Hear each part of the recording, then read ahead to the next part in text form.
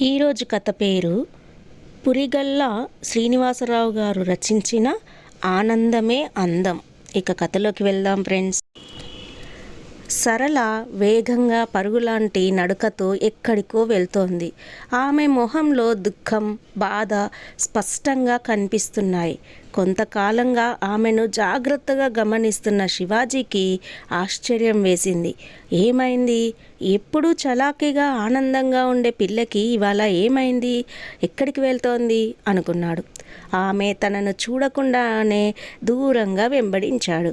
అయినా పరిసరాలను పట్టించుకునేలా లేదు ఆమె. సరాసరి కోదండరాముడి ఆలయానికి వెళ్ళింది. సమయం ఉదయం 10:30 అవుతోంది. గుడి పల్చగా ఉంది. 2-3 ఉన్నారంతే. ఆమె ఇవేమీ చూడకుండా సరాసరి రాములవారి విగ్రహం ముందు నిలబడింది. తన దైవం శ్రీరాముణ్ణి చూసిన వెంటనే ఏడుపొచ్చేసింది. ఆమె స్వామికి ఏదో చెప్పుకున్నట్లు స్పష్టంగా తెలుస్తూనే ఉంది. స్వామికి తన బాధ చెప్పుకున్నాక కళ్ళు మూసుకొని తనకొచ్చిన స్తోత్రాలు చదువుకుంటోంది. ఆమెనే తదేకంగా గమనిస్తున్నాడు శివాజీ. సరళ అంత అందగత్తేమీ కాదు. 5 అడుగులు మించని పొడవు, సమంగా ఉన్న శరీరం, చామన ఛాయ రంగుతో చాలా మామూలు చీర కట్టుకొని జడ వదులుగా వేసుకొని నిలబడ్డ సరళను చూసిన శివాజీ పెద్ద అందగత్తె కాకపోయినా సాంప్రదాయంగా కలగానే ఉంది అనుకున్నాడు. 1-2 సార్లు మాత్రం స్వామిని చూసి ఆమెనే గమనిస్తూ కాస్త దూరంగా నిలబడ్డాడు. కాసేపటికి తీర్థం షటగోపం తీసుకొని మండపంలో కూర్చుంది సరళ. ఒంట్లో సత్తువ లేనట్లుగా స్తంభానికి ఆనుకొని కూర్చొని ఉంది. అప్పుడు పలకరించాడు శివాజీ. ఏం సరళ, మీ దేవుడితో ఏదో మాట్లాడుతున్నావు అంటూ వాతావరణంలోని గంభీరతను తగ్గించడానికి ప్రయత్నించాడు. ఒక్క క్షణం ఉలికిపడి అంతలోనే సర్దుకొని, రా బావా, ఎంతసేపు అయింది వచ్చి అని జరిగి చోటిచ్చింది. ఆమె పక్కనే కూర్చుంటూ మళ్ళీ తన ప్రశ్నని అడిగాడు. ఒక్క క్షణంలోనే తమాయించుకొని, నాకు నా దేవుడికి 1,00,000 ఉంటాయి, అది మా ఇద్దరి మధ్యనే ఉంటుంది అని మామూలుగా కాస్త హాస్యంగా అంది. నాకు తెలుసులే, కానీ ఆ దేవుడు నీ సమస్యను తీర్చమని నాకు చెప్పాడు అన్నాడు శివాజీ. ఏం చెప్పాడేం అంది. ఈ వయసులో ఆడపిల్లలు ఏం కోరుకుంటారు? ఒక అందమైన రాజకుమారుడు వచ్చి తనను అందమైన గుర్రం మీద ఎక్కించుకొని తీసుకొని వెళ్ళాలి అనే కదా. ఆ ప్రయత్నం మీదే ఉన్నానని మీ స్వామికి చెప్పానులే అన్నాడు. పకపక నవ్వింది సరళ. నేను నా రాముడిని కోరినది రాజకుమారుని పంపమని కాదు, అందుకని తమరేమీ వెతకనవసరం లేదు అంది. మరి? ప్రశ్నార్థకంగా చూశాడు శివాజీ. నిన్న మా పెద్దనాన్న మా ఇంటికి వచ్చాడు బావా. రావడం మా నాన్నకి బాధ్యత లేదని, ఎదిగిన ఆడపిల్ల కళ్ళ ముందే తిరుగుతుంటే పట్టించుకోవడం లేదని, ఆ పిల్లకు అన్యాయం చేస్తున్నాడని అంటూ సరళని ఇలాగే మూడులాగా ఉంచేస్తావా అని నిలదీశాడు. పాపం నాన్న అమాయకుడు. వాళ్ళ అన్నయ్య అంటే గౌరవం, భయం కూడా. చూస్తూ ఉన్నాను అన్నయ్య అని తప్పించుకునే ప్రయత్నం చేశాడు. ఆయన వదిలితేగా. నువ్వేం చూడనవసరం లేదు, చక్కని సంబంధం చూశాను. అబ్బాయిది మన దగ్గరి గ్రామమే, బాగా ఐశ్వర్యవంతుడు, పొలం 10 ఎకరాల పైమాటే, సంపాదనకేమీ లోటు లేదు. పాపం అతని భార్య పోయి సంవత్సరం అయింది. 2 సంవత్సరాల పాప. మంచి సంప్రదాయము, ఓర్పు ఉన్న పిల్ల కోసం చూస్తున్నాడు. రూపం, కట్న కానుకలు ఏమీ పట్టించుకోడు. నాకు వెంటనే మన సరళ జ్ఞాపకం వచ్చింది. మాఘమాసం వచ్చిన వెంటనే మనం వెళ్ళి మాట్లాడదాం. నా మాట అంటే అతనికి ఎంతో గురి, తప్పకుండా ఒప్పుకుంటాడు. ఇంకా 35 సంవత్సరాలు కూడా నిండలేదు. ఇంతకంటే మంచి సంబంధం మన సరళకి తేలేము. ఇదే ఖరారు చేద్దాం అన్నాడు. తనతో మాట్లాడతానన్నయ్య అన్నాడు నాన్న. నీ మొహం అదేం చెప్తుంది? నా పెళ్లి చేయి నాన్న అని అడుగుతుందా? మనమే నిర్ణయించాలి. నువ్వు ఇంకేం మాట్లాడకు, అన్నీ నేను చూసుకుంటాను. సరళంటే నాకెంతో అభిమానం, అందుకే చెప్తున్నాను. నాకు అర్జెంట్ పని ఉంది, మళ్ళీ వారంలో వస్తాను అంటూ వెళ్ళిపోయాడు. నాన్న ఏమీ అనలేదు. అన్నాడు కూడా. నీకు తెలుసు కదా బావా, ఆయన ఎంతో అమాయకుడని. ఏమీ చెప్పలేడు. వాళ్ళ అన్నయ్య మాట కాదనే ధైర్యం ఆయనకు లేదు. మంచిదేగా సరళ, త్వరలో ఒక శ్రీమంతుడికి భార్య కాబోతున్నావన్నమాట అన్నాడు శివాజీ. నువ్వు అలా అంటావేమిటి బావా? నీకు తెలియదా నాన్న విషయం? పెద్దనాన్న మా పొలం కూడా చూసుకుంటున్నాడు కాబట్టి మాకు ఇబ్బంది లేకుండా ఇల్లు గడిచిపోతుంది. అమ్మ ఆయనని కంటికి రెప్పలా కాపాడింది. ఆమె ప్రేమలో రక్షణలో ఆయన జీవితం బాగానే గడిచింది.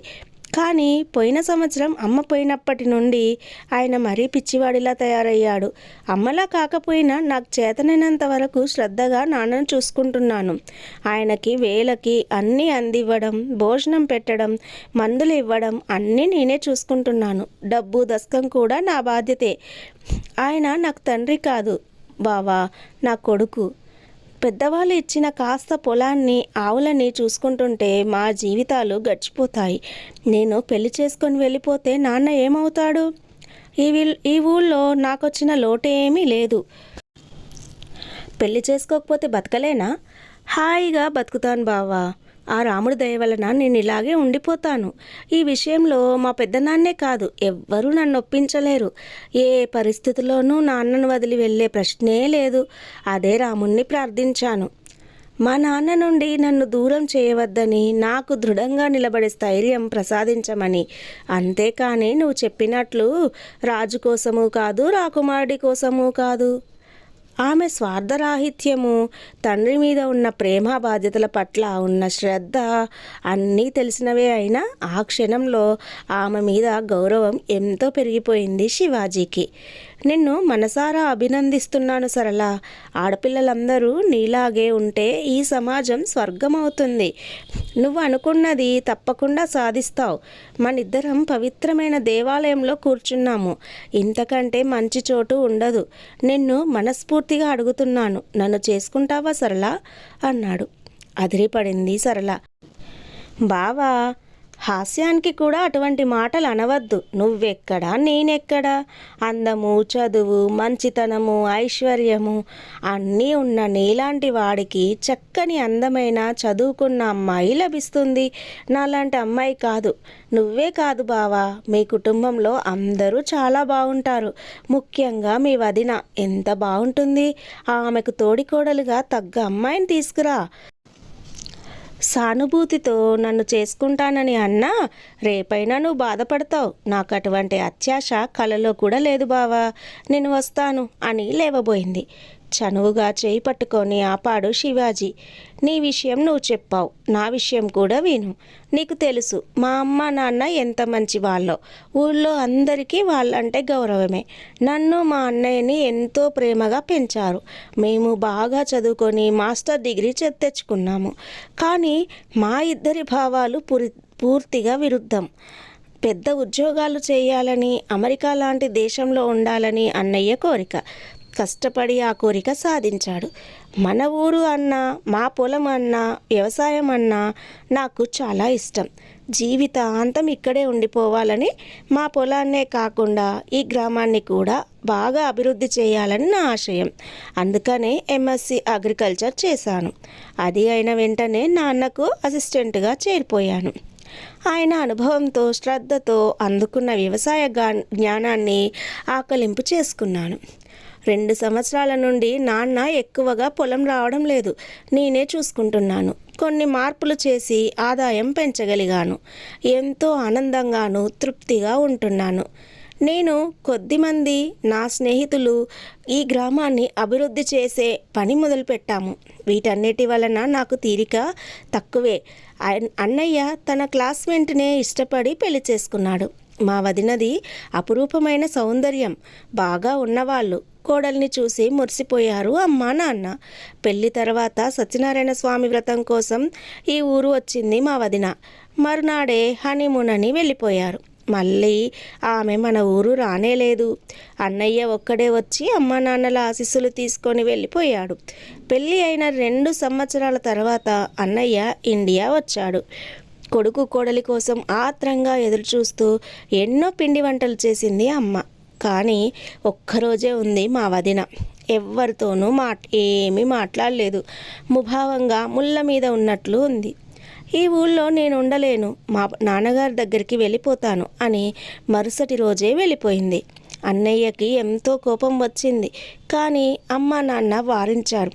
నిజమే కదా బాబు, ఆ అమ్మాయి పాపం ఎప్పుడూ పల్లెటూరులో ఉండలేదు, తనకు ఇక్కడ కష్టమే, మనమే అర్థం చేసుకోవాలి అని అన్నయ్యను కూడా పంపించేశారు. 2 రోజుల తర్వాత అన్నయ్య వచ్చి ఒక వారం ఇక్కడే ఉన్నాడు. మా కోసం కారు కొన్నాడు, ఇంటి సౌకర్యాలు పెంచాడు. నన్ను పొలం తీసుకువెళ్ళి, శివాజీ, నువ్వు చాలా తెలివైన పని చేశావు, ఊళ్ళోనే ఉండిపోయావు, అమ్మ నాన్నతోనే ఉన్నావు. నేను అంత దూరం వెళ్ళి ఆత్మీయులందరికీ దూరమై బాగున్నదేంటో నాకేమీ అర్థం కావడం లేదు. కానీ వెనక్కి రాలేని పరిస్థితి. అనుభవంతో చెప్తున్నాను.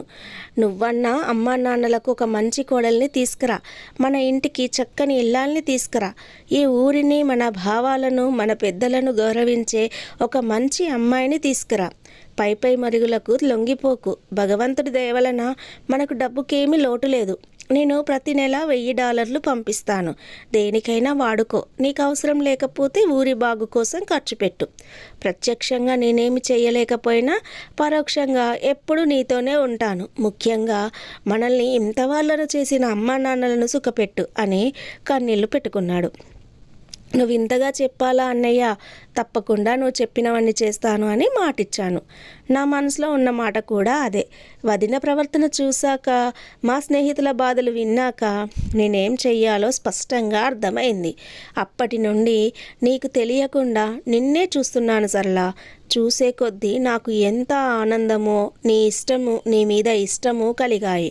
నీ ప్రవర్తన, నీ మంచితనము, నీ దైవభక్తి, మీ నాన్న మీద నీకున్న ప్రేమ, ఆయన పట్ల నువ్వు చూపిస్తున్న శ్రద్ధ నన్ను ముగ్ధుణ్ణి చేశాయి.